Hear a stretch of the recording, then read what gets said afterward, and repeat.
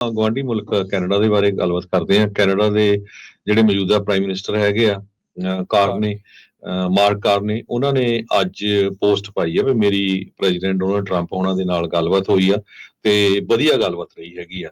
ਤੇ ਉਹਨਾਂ ਨੇ ਇਹ ਵੀ ਦੱਸਿਆ ਵੀ ਪਹਿਲੀ ਵਾਰੀ ਗਵਰਨਰ ਦੀ ਥਾਂ ਤੇ ਜਿਹੜਾ ਆ ਮਾਰਕ ਕਾਰਨੀ ਨੂੰ ਪ੍ਰਾਈਮ ਮਿਨਿਸਟਰ ਕਾਰਨੀ ਲਿਖਿਆ ਹੈਗਾ। ਸੋ ਪਿਛਲੇ ਦਿਨਾਂ ਤੋਂ ਬਾਰ-ਬਾਰ 51ਵੀਂ ਸਟੇਟ ਪ੍ਰੈਜ਼ੀਡੈਂਟ ਡੋਨਾਲਡ ਟਰੰਪ ਨਹੀਂ ਕਹਿ ਰਹੇ ਸੀ। ਸੋ ਲੱਗਦਾ ਹੈ ਵੀ ਮਾਰਕ ਕਾਰਨੀ ਦੇ ਨਾਲ ਰਿਲੇਸ਼ਨ ਗੁੱਡ ਰੱਖਣਾ ਚਾਹੁੰਦੇ ਆ। ਮਾਰਕ ਕਾਰਨੀ ਕਾਫੀ ਪੜ੍ਹੇ ਲਿਖੇ ਪ੍ਰਾਈਮ ਮਿਨਿਸਟਰ ਆ ਕੈਨੇਡਾ ਦੇ। ਉੱਥੇ ਇਲੈਕਸ਼ਨ ਹੋਣ ਜਾ ਰਹੀ ਹੈਗੀ ਆ ਅਪ੍ਰੈਲ ਮਹੀਨੇ ਦੇ ਵਿੱਚ। PhD ਆ ਤੇ ਕਾਫੀ ਬੈਂਕਾਂ ਦੇ ਉਹ CEO ਵੀ ਰਹੇ ਹੈਗੇ ਆ।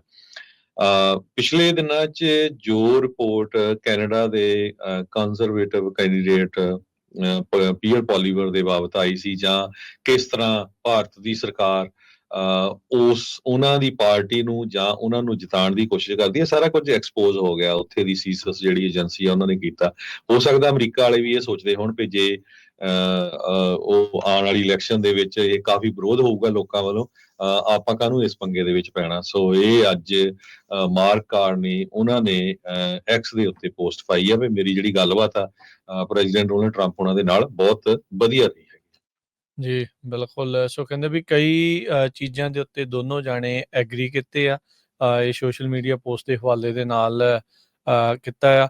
ਇਹ ਟੈਰਿਫ ਅਗਲੇ ਹਫਤੇ ਤੋਂ 2 ਤਰੀਕ ਤੋਂ ਲੱਗਣ ਜਾ ਰਹੇ ਆ। ਲਿਬਰੇਸ਼ਨ ਡੇ ਦੇ ਨਾਮ ਦੇ ਨਾਲ ਰਾਸ਼ਟਰਪਤੀ ਟਰੰਪ ਉਸ ਦਿਨ ਨੂੰ ਕਹਿ ਰਹੇ ਆ, ਤੇ ਹੁਣ ਉਸ ਤੋਂ ਪਹਿਲਾਂ ਗੱਲਬਾਤ ਹੋਣ ਦੇ ਨਾਲ ਕੀ ਬਣੂਗਾ ਇਹ ਦੇਖਣ ਵਾਲੀ ਗੱਲ ਜਿਹੜੀ ਹੋ ਰਹੇਗੀ।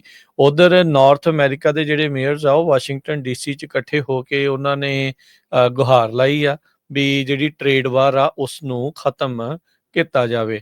ਅਮਰੀਕਾ ਦੇ ਬਹੁਤ ਸਾਰੇ ਸੂਬੇ, ਬਹੁਤ ਸਾਰੇ ਜਿਹੜੀਆਂ ਏਅਰਲਾਈਨਸ ਕਹਿ ਲਓ, ਤੇ ਬਹੁਤ ਸਾਰੇ ਇੱਦਾਂ ਦੇ ਰਿਜ਼ੋਰਟਸ, ਉਹਨਾਂ ਨੂੰ ਬਹੁਤ ਵੱਡਾ ਨੁਕਸਾਨ ਇਸ ਟਾਈਮ ਝੱਲਣਾ ਪੈ ਰਿਹਾ ਕਿਉਂਕਿ ਕੈਨੇਡੀਅਨਸ ਅਮਰੀਕਾ ਵੱਲ ਨੂੰ ਨਹੀਂ ਆ ਰਹੇ। ਕਿਉਂਕਿ ਜਿਹੜਾ ਰੈਟੋਰਿਕ ਇੱਕ ਚੱਲ ਰਿਹਾ ਹੈਗਾ ਆ ਅਮਰੀਕਾ ਦੇ ਦੁਆਰਾ ਕੈਨੇਡਾ ਨੂੰ 51ਵਾਂ ਸੂਬਾ ਬਣਾਉਣ ਨੂੰ ਲੈ ਕੇ, ਉਸ ਬਾਬਤ ਜਿਹੜੀ ਚਰਚਾ ਆ ਉਹਦੇ ਕਰਕੇ ਲੋਕਾਂ ਦੇ ਮਨਾਂ ਦੇ ਵਿੱਚ ਥੋੜ੍ਹੇ ਜਿਹੇ ਤੌਖਲੇ ਵਧੇ ਹੈਗੇ ਆ। ਸੋ ਟਰੰਪ ਹੁਣਾਂ ਦੀ ਟੋਨ ਦੇ ਵਿੱਚ ਕੀ ਚੇਂਜ ਆਇਆ ਆ, ਜਿਹੜਾ ਅੱਜ ਉਹਨਾਂ ਨੇ ਗਵਰਨਰ ਦੀ ਥਾਂ ਤੇ ਪ੍ਰਾਈਮ ਮਿਨਿਸਟਰ ਉਹਨਾਂ ਨੂੰ ਜਿਹੜਾ ਉਹ ਆਖਿਆ।